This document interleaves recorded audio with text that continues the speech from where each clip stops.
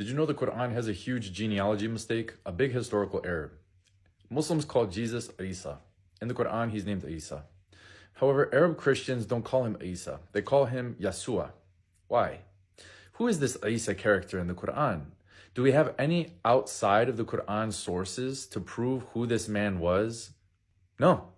He's just in the Quran. And yet Muslims believe this is the same Jesus from the Bible, and they believe that the same Isa of the Quran is the same Jesus we Christians refer to, with a few modifications, such as he was just a prophet, supposedly. Yet, when we see the Jesus of the Bible, he was born of a virgin by a woman named Mary, and in Christianity, her dad's name is Joachim. However, in the Quran, the supposed virgin named Maryam of this Isa has a different father named Imran. It also is mentioned she's the sister of Aaron. Do you know in the Bible which Mary, was the sister of Aaron and daughter of Amram, or Amram in Hebrew? In the book of Exodus, Miriam was the daughter of Amram, sister of Aaron.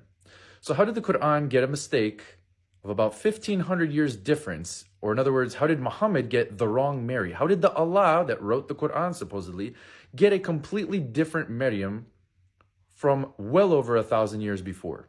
What Muslims will say is, when it says in the Quran that Maryam was the sister of Aaron, this is talking about something that could be said in a different way, not necessarily directly biologically in this case.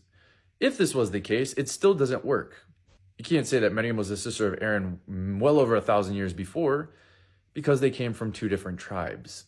So you can see how Muslim imams and dawahs on the internet will just straight up lie.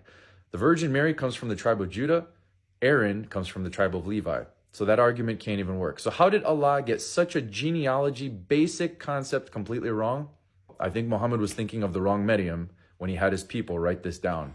So how could a perfectly preserved book that supposedly comes from God get such a basic piece of information completely off by 1,500 years? The only explanation is that the Quran cannot be from God. So the Isa of the Quran biologically is very different than the Jesus Christ of the Bible. They are two very completely biologically different people. So who was this Isa? How do we know that he existed, or was he just fabricated from Muhammad? I think we Christians know the answer.